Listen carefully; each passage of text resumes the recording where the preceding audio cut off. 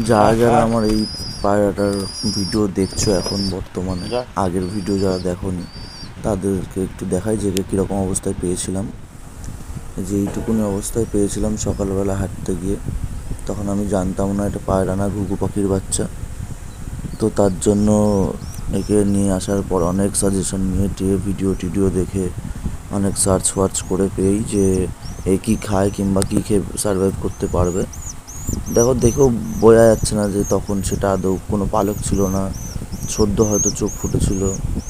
তারপরে খেতে পারতো না একা একা, তো সেই অবস্থা থেকে ওকে আবার ঠিকঠাক করে এত বড় করা, কোনো কিছুতে প্রবলেম হয়নি। কিন্তু বড় হয়ে যাওয়ার পরে যে প্রবলেমটা হয়েছে সেটা ওর গায়ে পক্স হয়েছে মশার কামড়ের জন্য।